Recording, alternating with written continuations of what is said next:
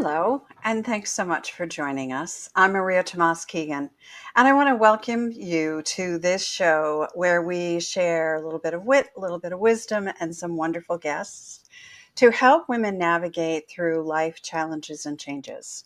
And most importantly, so that you know you are not alone. Each week, through our conversations, we share resources to encourage women to be more confident, resilient, and brave in their career and life choices. We stream live weekly every Thursday at 10 a.m. Pacific time on the E360 TV network, which you can find on your favorite streaming services like Roku and Apple TV and Amazon Fire. And we go live simultaneously on LinkedIn, YouTube, and Facebook, where you can interact with us. And if you prefer to listen to your favorite shows on the run, we're on all the podcast channels as well. So if something inspires you today and you want more of it, please subscribe to your favorite channel, leave us a comment, and share your favorite episodes so we can create more ripples in the world for women. So I often start my shows with a question for you, and here's the one for today. Who are the 5 people you rely on to elevate you to your highest potential? Answering this question could redefine your approach to relationships and success. Today we'll chat about this thought-provoking concept with Dr. Shenelle DuBose, a former educator turned life coach and visionary. She has transformed the lives of countless women by helping them build their fabulous 5, a support network crucial for personal and professional growth. Now, throughout her illustrious career, Dr. DuBose has mastered the art of turning potential into success, not just for herself, but for those she mentors. Today, she'll share why constructing a solid support system is more than just networking. It's about building profound, empowering connections that sustain us through all those ups and downs of life. So if you're ready to learn how to carefully select and nurture relationships that will champion your journey and challenge you to grow, listen up. This episode will provide you with the strategies and insights needed to craft your very own fabulous 5 and harness the collective power of community to propel you forward. So let's get started. Welcome, Dr. Shenelle. Thank you for having me. Hello, everyone. Thank you. It's my pleasure.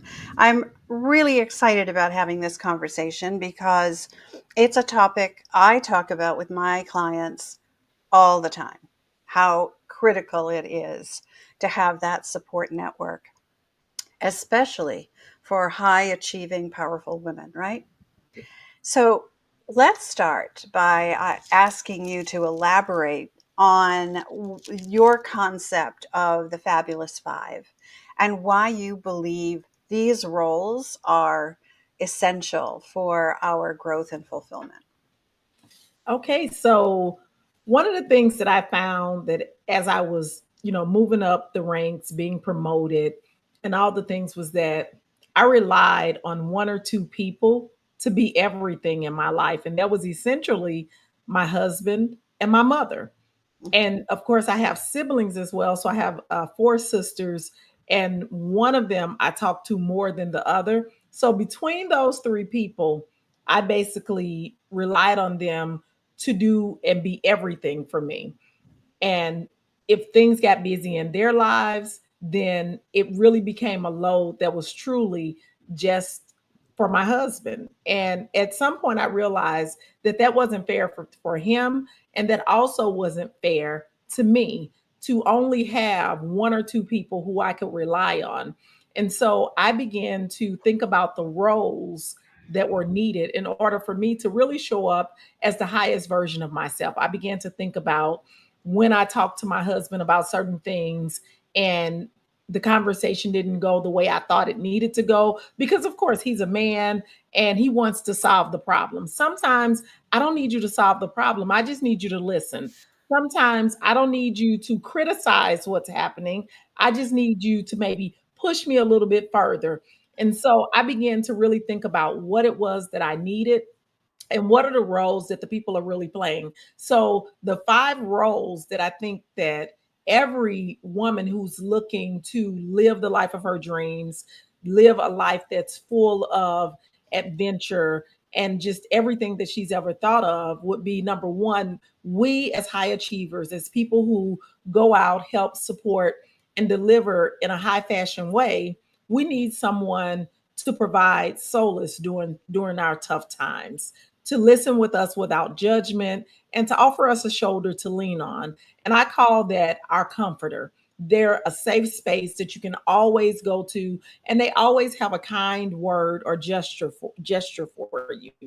The second role is someone who is going to be your confronter. This is a person, and let me say, a lot of times we think that that's a negative thing. So when I was talking about it and thinking about it, I'm okay with being confronted, but some people don't like the word confrontation, confronter. But when I say it, I'm talking about someone who's going to give you those hard truths, someone who's going to point out those blind spots, hold you accountable, but also push you to be better. And then we also need that person who's going to give us wisdom and advice. And I call them my counselor.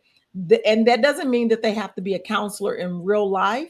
It's just that person who always gives those words of wisdom, that advice. Many times they've walked the path that you're trying to walk.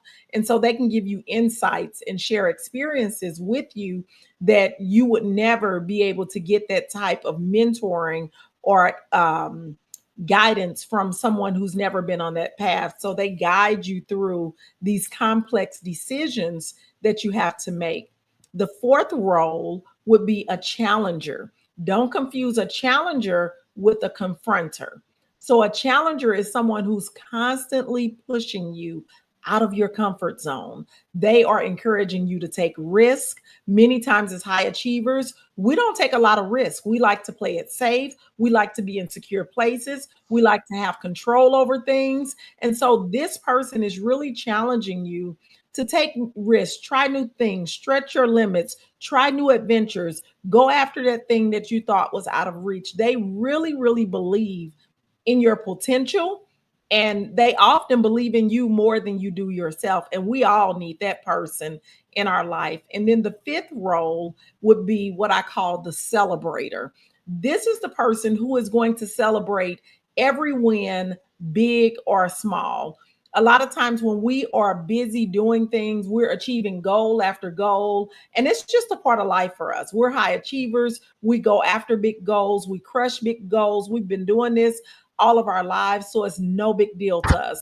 We need that person who's going to stop us in our tracks and who's going to celebrate those small wins as well as the big wins. I call this my personal cheerleader, and they celebrate my achievements with me, and they remind me of how far I've come. Even in my business, like sometimes we'll just small things. You'll say, oh, I got 3 new clients today and I need to get them set up into onboarding. Never stopping to realize, let's celebrate the fact that in one day you secured 3 new clients in your business. It's just a run of a meal or of the meal regular day for a high achiever. And so with these 5 roles, and one person shouldn't have to be all of these people. If we really think about the people in our lives, have we built the support system that we need to be able to help us to advance to the next level? And when I thought about it, I was expecting my husband to celebrate me. I was expecting him to push me out of my comfort zone. I was expecting him to be my wise person who's going to give me wisdom and advice. I was expecting him to confront me and tell me the hard truths and to be my comforter as well. That's a lot for one person to bear. That's a lot for 2 people to bear. And Right. so once I diversified, it became so much easier, so much less overwhelming, and it really allowed me to live a much fuller life. Yeah, I love this. I love this. And I love the way you went through your 5 C's, your fabulous five. Um, because not only is it a lot to expect of one person or two people, it's unfair to expect them to be able to fulfill all of those roles, which are very diverse. You know, someone who's a great comforter is probably not a great challenger, Right. right? So it's unfair to accept some people or expect some people to perform all of those roles. You know, I love what you've just done here, Shenelle. I When I talk to my clients about creating this support network, I call it my personal board of directors. I love what you've done, and I'm going to borrow it shamelessly because now you can plug in to the personal board of directors those 5 roles in a very specific way. Yes. And now it becomes really powerful. So not every high achiever, every entrepreneur, every professional woman needs a personal board of directors if they see themselves as the CEO of their life, right? Exactly. So now you've given us 5 tremendously well crafted descriptions about the roles that those people can play on your board. Thank you for sharing that. I love it. No problem. Yeah. So, all right. So, how can individuals identify and cultivate these roles within their maybe their existing relationships? And if they don't see them there, how do they seek them out to find new connections to fill those roles? Oh, I have the perfect activity for you. Oh, So, good. this is what needs to happen. If you get your cell phone out right now, get your cell phone out. And when you go to your call log, the people who you talk to daily, go through that call log and you're going to see the names of the people who you've talked to probably within the past 2 weeks. These are the people who you spend the most time with. These are the people who you confide in. These are the people that you rely on. And so as you're looking through your call list, and you're going to see a lot of the names repeated over and over and over again. And so then you need to get a piece of paper, get a pencil, pen, and write the 5 names that you see the most. And when you write those names, think to yourself, is this person more of a comforter? Is this the person who I call when I'm having a tough day, a tough time? Is this a person who will listen to me without judgment? I know I can call this person and they never judge what I'm saying. They give me a shoulder to lean on and they always have a kind word for me. And then label that person your comforter. And then the next person who's in your call log, is that a person who gives you hard truths? And the key here is they can't just give you the hard truths and not push you to do better or to be better. They have to be able to give you your blind spots, the things that you're overlooking, while also encouraging you to be better, to go further. And name that person your comforter. So you're going through the list. You're going to find the person who you can call for counseling. Maybe you're not already calling that person as your counselor. Maybe you just normally shoot the breeze with that person, but you realize, oh, this is a person who I can attribute this label to. So you're going to begin to categorize the people in your phone. Something that you may notice is that it's the same people. You don't have enough diversity in your phone log. Some of the people who you may fill these roles, but you don't normally talk to them, it may be someone at your church, maybe a pastor, or someone who's on the motherboard, or someone who you normally can talk to. Maybe it's a couple that you met somewhere and you don't normally talk to them on a regular basis. So now you need to go into your contacts. Go into your contacts and just take a scroll down the contacts to see, who do I have in my community already that maybe I don't talk to every day? Maybe I don't even talk to them every month, but we stay in contact enough, maybe once or twice a year, that I can maybe call and have a conversation with them and see if they would, sit on my board of directors, as you call it. And so it's really looking in the phone. And now you're going to create this list of people because we need that diversity. Maybe you have your best friend. Like for me, I have my best friend from high school. We've been friends ever since we were 5 years old. However, I can call her just to shoot the breeze, but she's not the one who's going to challenge me.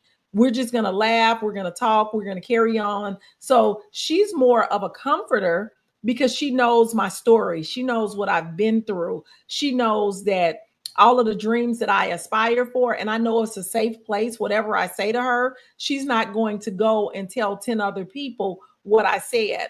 But in the same vein, she's not the person who's going to challenge me to try new things and to stretch my limits because honestly, we're probably just alike. We both have similar birthdays in the same month. We both went to school for teaching. We are pretty much identical. So she wouldn't be the person who would challenge me. And so if you're looking through your phone log and you're realizing, I don't have all of these people, I don't have 5 people, I don't have 7 people, that means that this is an area that we need to work on.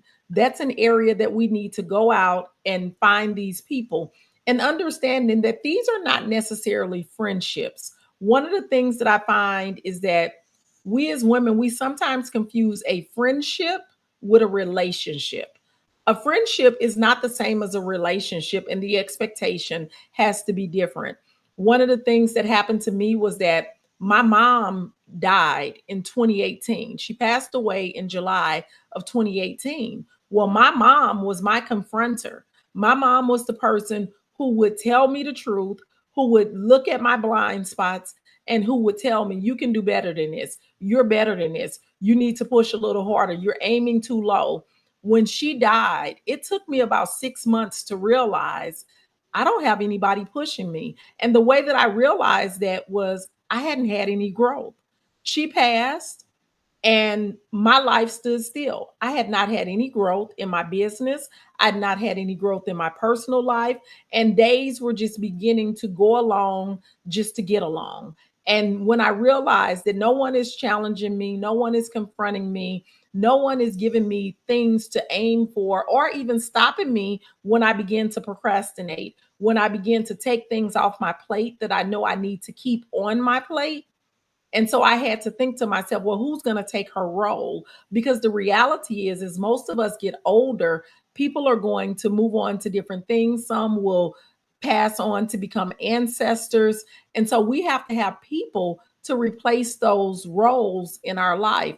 And so I looked at and I called my aunt, who is my mom's sister. They're very similar. And I called my aunt and I said, Aunt Bob, I'm wondering if I can call you when I have an issue that I need to talk through, where I really need someone to listen to me and to point out the blind spots that I haven't thought of.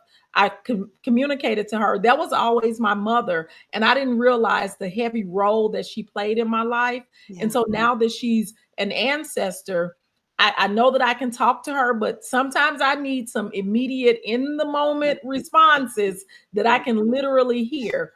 And my aunt was like, absolutely, I would do that for you. And a part of that agreement is I can't get mad when she says something that Yeah. I don't want to hear. And I also Right. told her that when I go silent, that means that I'm taking in what it is that you said. And I probably won't respond because I want to hear what you're saying. And then I need a little time to digest it. So don't think that I'm being Yeah. dismissive or Yeah. not hearing you. So we really have to go through our contacts. I love this story because you've touched on a really critical part of this concept of having a dynamic, changing board of directors, fabulous five, inner circle, whatever you want to call it, um, because things do change. People pass on, like your mom. I'm sorry you lost your mom. Okay. Um, but also, we evolve and Yes. our needs change. So, someone who confronted us brilliantly in the last stage we were in may not evolve at our same pace, and we need a different kind of confronter. So, and Absolutely. that's okay. You know, you can bless and release the person who what played that role for you, and obviously you've established a meaningful relationship. That doesn't have to go away, but you need someone else in that role who will confront you in a way that pushes you further forward, right? Right. Yeah, that was a great story. Thank you for sharing that personal experience, because I think it illuminates how, a couple of things that things have to change as we evolve, but also that we need to talk to the people that we choose to be in those five roles for us. Because if we don't tell them what we need from them, then they're going into the role blindly, or they may not even realize that they're in the role, Right. right? So what we expect from them, we may be disappointed about what we get back because we haven't been clear about what we want. Exactly. Love this. I love this conversation. Okay, so we are in the digital age, right? That's what they call it, right? Yes. Yes. So, how do you suggest that we navigate the challenge of finding and building meaningful offline connections to form our fabulous five? Because that's important too, right?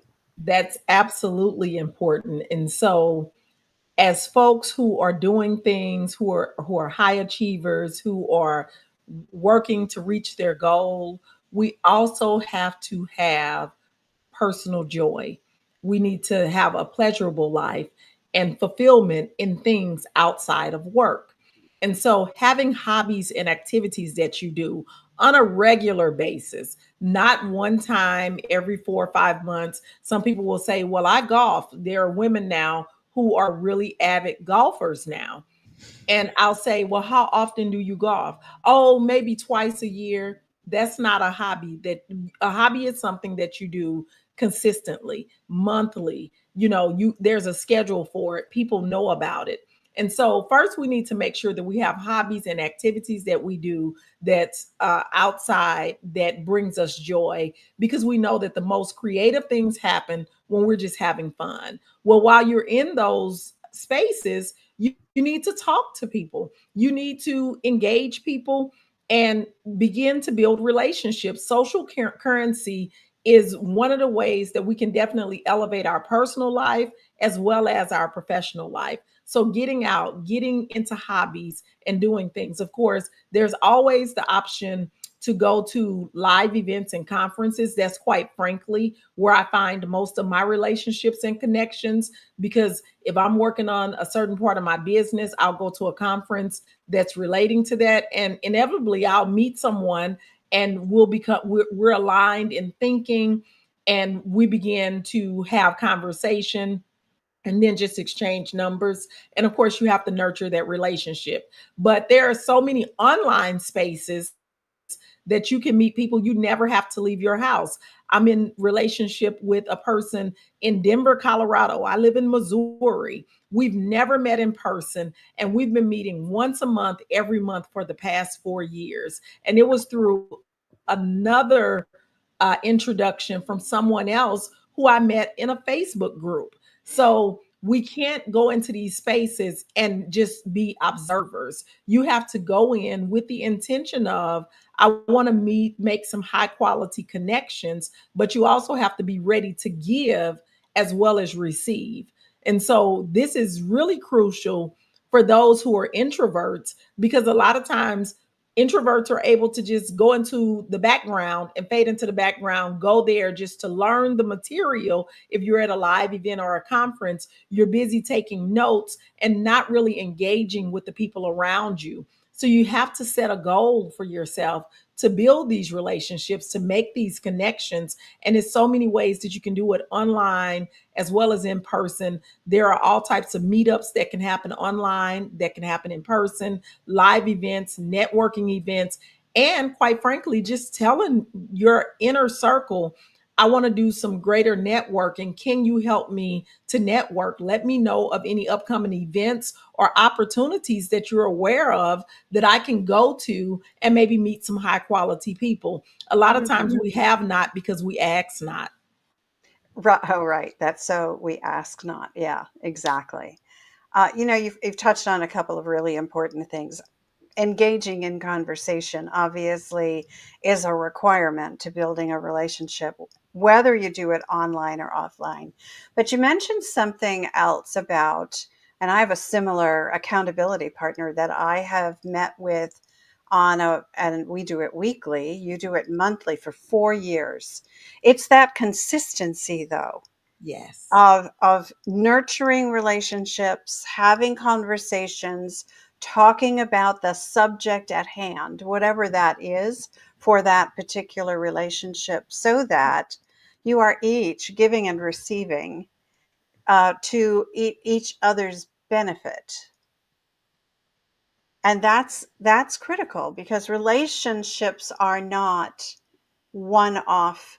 They're not a one night stand, right? Right. They Right. are continuous, consistent, maybe persistent uh, conversations about whatever it is you've decided is the role, right? That you're Right. filling there. So that's an important piece of it too. That you used the word earlier, nurturing Hmm. the relationship in a way that feeds both parties. The other thing that you mentioned is asking your connections about other, groups that you could join or attend or conferences or whatever. Also, I think you want to ask your connections, who do you know that I need to know? Yes. Right? Yes. This is Yes. what I'm up to. You know what I'm up to. Who's in your network who that I need to know? Asking that question can often Yes. just it triggers a different mindset for the person you're asking.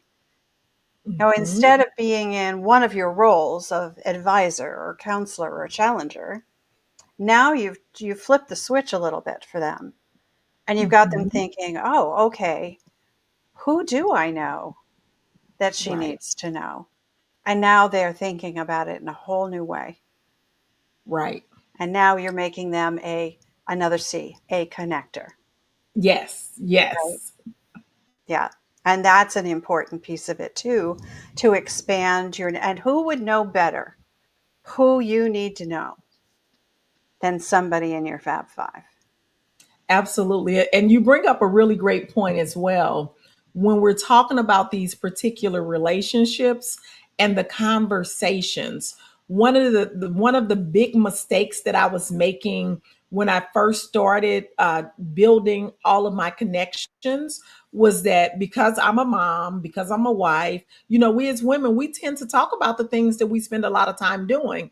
And Yeah, so I was talking about my children, I was talking about my husband, and you can't nurture a relationship where you only talk about those personal things.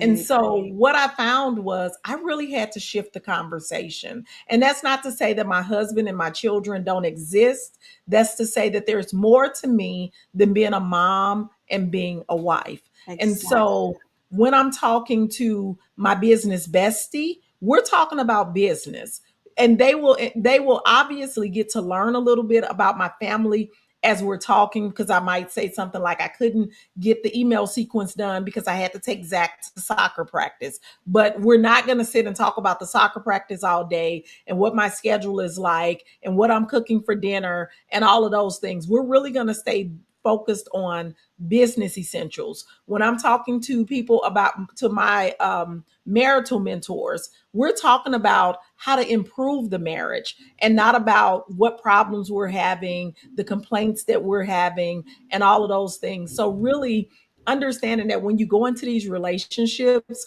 stay focused on what it is you're supposed to talk Yep. about, because you don't get to talk to them for 6, 7 hours in a month. These are high level, highly talented people, and it's a give take relationship. How can I help you? How can you help me? What are you experiencing right now?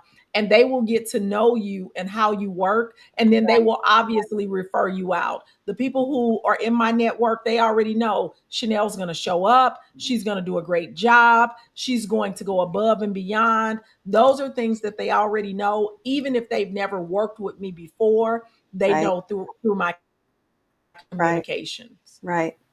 Yeah, that is, yeah, that's so important. Yeah, there's so much to unpack there. Um, I I believe that when we share, so let me back up. We are whole people, right? We're not Yeah. just a wife, a mother, as you said, with busy schedules, right?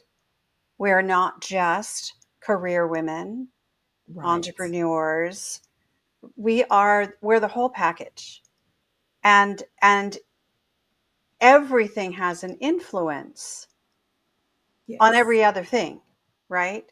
So when Right. we're having a bad day at home, it could influence our conversation with Yes. our challenger, Yep. right? And being transparent about that is important. Even though you don't want to spend the whole conversation talking about what your challenge was Right. for today, what your problem was, the issue that made it a bad day, you need to acknowledge it. Yes. And people need to know it in order for you to have an authentic Yeah. conversation about whatever it is you're talking about, right? Right. Yeah. Hmm.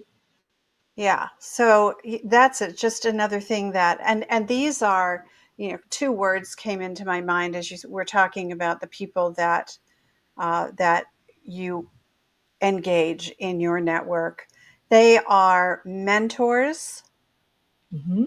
They are potentially sponsors of us, Yes. and then they are advocates of us. Absolutely. So there's so many great roles that these people can play for us, Hmm. and they fall within the 5 C's, but there are plenty of other threads woven into this tapestry, right? Absolutely. Yes. Yeah. Yeah, I love this. All right. So I know some people, you probably do too, who may struggle to find and maintain these types of relationships that support them in their lives and careers. What advice do you have for people like that who struggle? I would say just make it a priority, because everyone's not good at building networks and building connections. But if we focus on it, one of the things that I do when I meet someone and I feel like this is going to be a high quality connection, I feel like we're in alignment and we can maybe support one another, I immediately schedule in my phone to do a follow up. So I'm going to send to say, hey, let's do a coffee chat if we're out of town. I'm going to send, we can connect on Zoom, and I'm going to literally schedule each month a time to call that person in my phone. And when it pops up in my phone, I'm either going to call, text, or send an email to say, hey, was just thinking about you. So enjoyed the conversation last month. Let's try to get another one scheduled for this month and get it on the calendar. If I don't put it in my phone, it's probably not going to happen, because again, we are busy people. We have a lot going on, and so I put it into my phone so that it will happen. I also make sure that I get out of my comfort zone and I go to events. I know that I am much better in person, and that if I'm in person and I get into a group, and I'm probably not going to be the one to speak up in the group, but I'll be able to maybe identify the person who, might be in alignment with me. Or another strategy that I use is when I go to a live event, a conference, or whatever type of business or meeting setting that I'm in, I will take the opportunity to ask a question.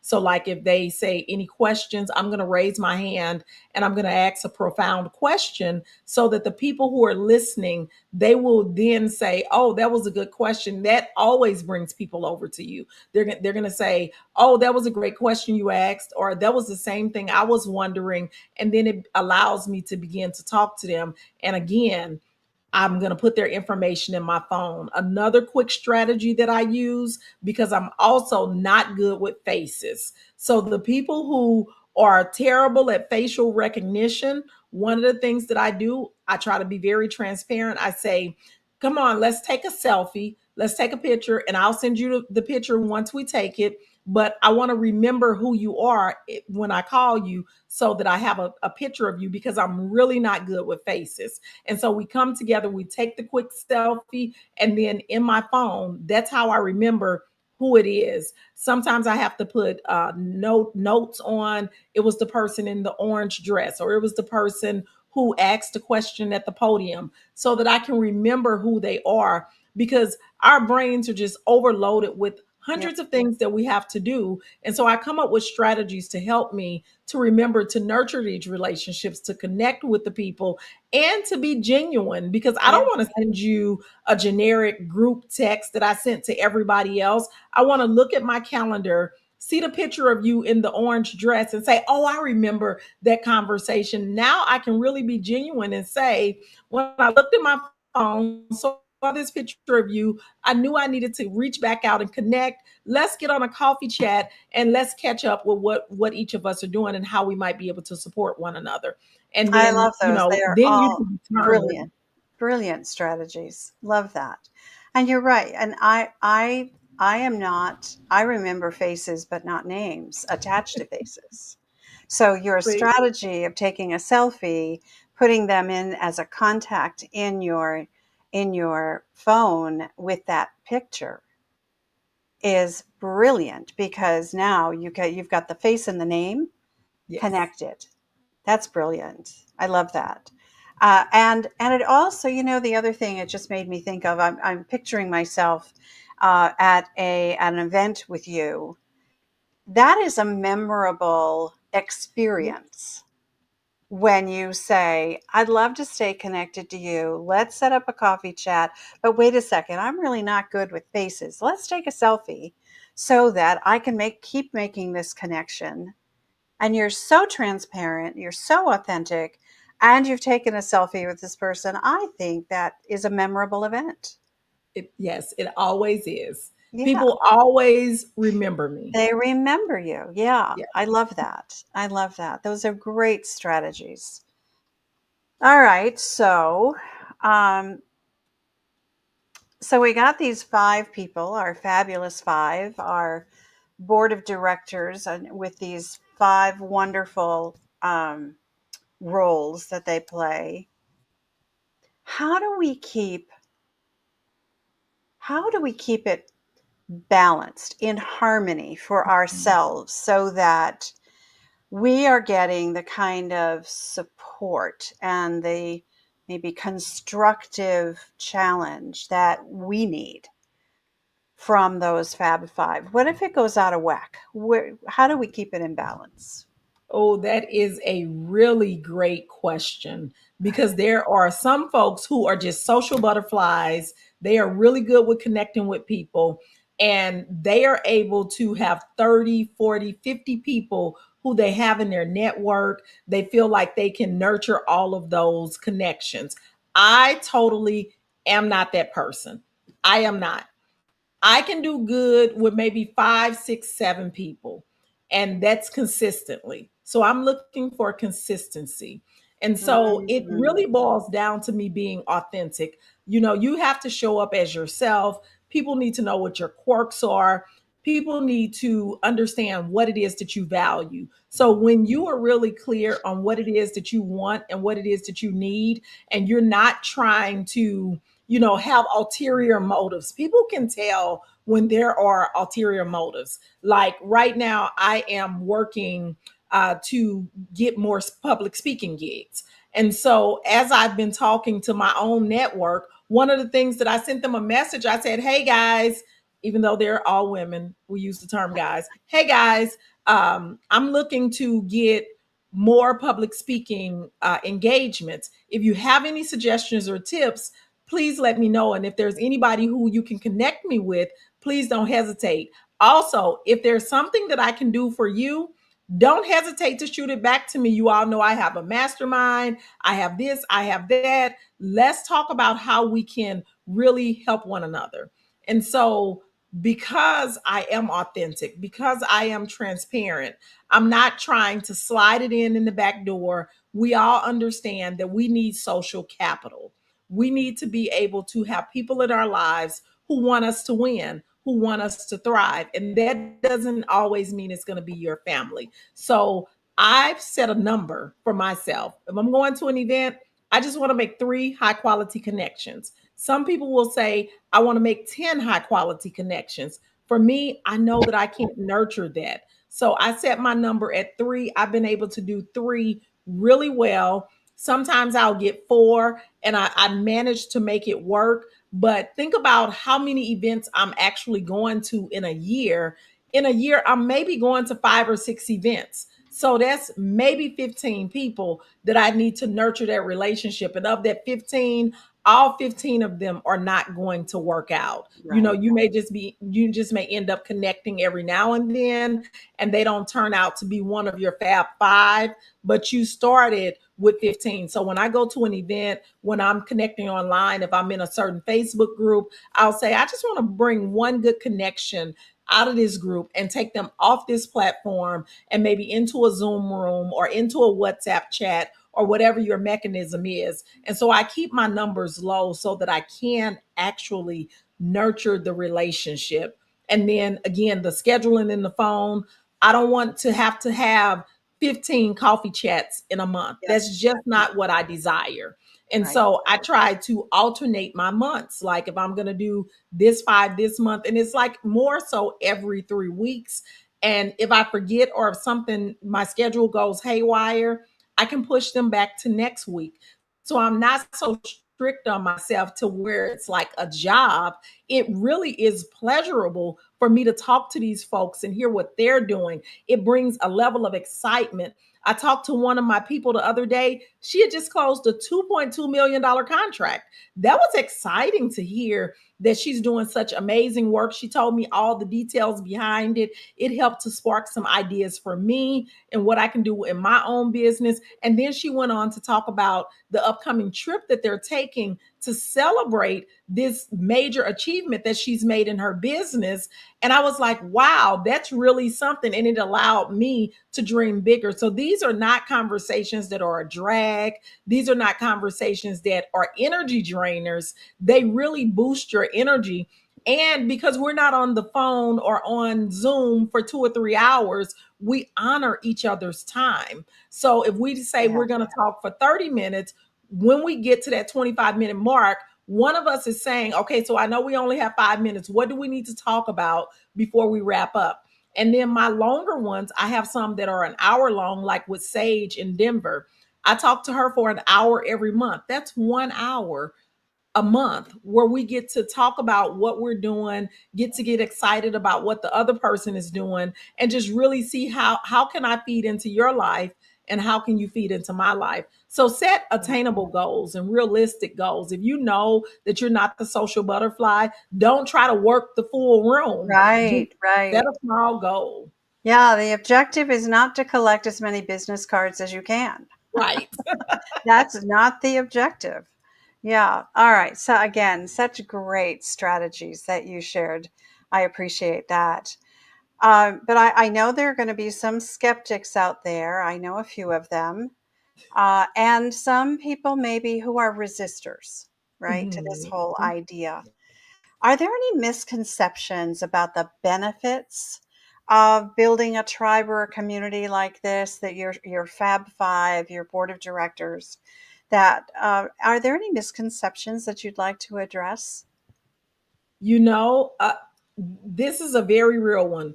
As high achievers, we've been so accustomed to pouring into other people and not having anyone pour into us that we will create unbalanced relationships. So you will hear a lot of people say they got burned, that the relationship didn't do anything for them. They were giving, giving, giving, and they didn't receive anything in return. And the thing that I always say is you need to evaluate, first of all, where you created the relationship at. And most times they went to some event or were in some type of setting or situation that didn't support what they were trying to do. And then the second reason why they will get burned or will feel like they're being taken advantage of or used is because you are social networking down instead of social networking up. You have to Oh, network up to people who are doing at least what you're doing or more. And I know a lot of people have a hard time with that because we're so often used to being the smartest person in the room. We're the yeah. one that people call for answers. We're the ones that people rely on. And so we've gotten into the habit of getting into relationships with people who are doing less than we are. Just like when I talked to one of my folks and she closed a $2.2 million contract, that's because I networked up. It wasn't intimidating to me to be talking to someone who runs a $22 million company. She's a regular person, but so often we will get fearful to go over to the main speaker of the event and say, I loved your message. It really resonated with me. I'd love to do a coffee chat with you, because we automatically fill our heads with excuses as to why this person would not want to be in communion with you. And you also will think, I don't have anything to offer this person. So you Right. really need to know what it is that you have to offer, what it is, how it is that you can serve other people and support other people, and then understand that you have to network up and not down. Oh, that is such a great place to end this conversation, because it kind of encapsulates everything, uh, in terms of, when it's not working. Yes. It's because you're here, maybe at your same level or below, and you're expecting more, right? You're Yeah. expecting to get advice. You're expecting to be challenged. You're expecting all of the to be counseled. Um, and that's not, you're not at the right level for that to Right. happen. That is Yeah. such brilliant advice. All right. I would love to talk more with you about this, but we are running out of time.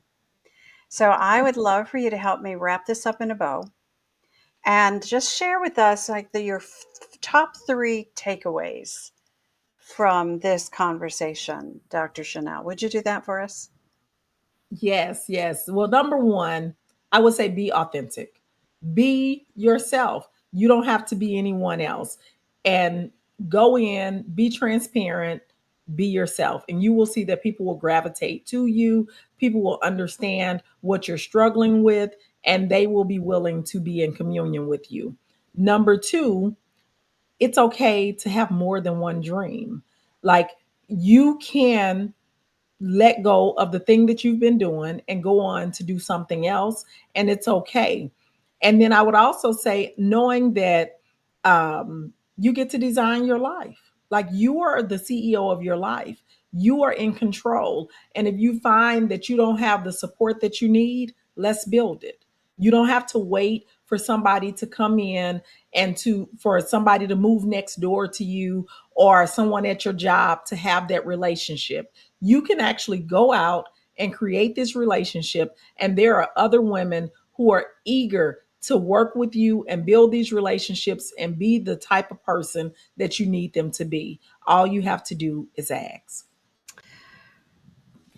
That's brilliant. I love this conversation. It is such a critical, foundational element for our own growth and success, no matter what it is we're trying to do, no matter who we are, to have this support network of people that are telling you the truth, are Mhm. comforting you when things are tough, are counseling you and advising you, are challenging you, and are celebrating with you.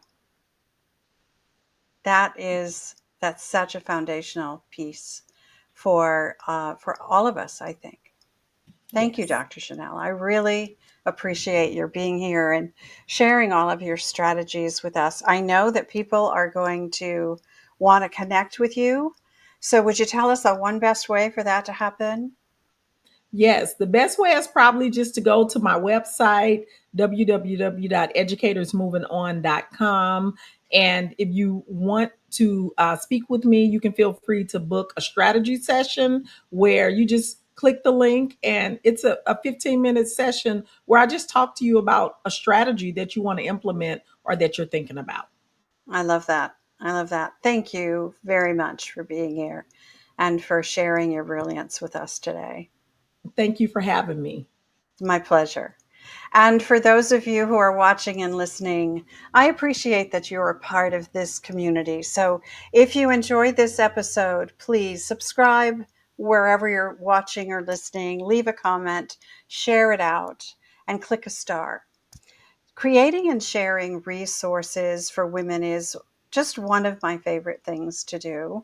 And another favorite thing is being a career and life coach for women navigating challenging times and helping them get unstuck, explore new possibilities, and find harmony in their careers and lives. So, if something in this episode resonates with you and you'd like a fresh perspective, reach out. Let's talk. The links to connect with Dr. Shenelle and I are in the show notes below. Don't hesitate to use those links.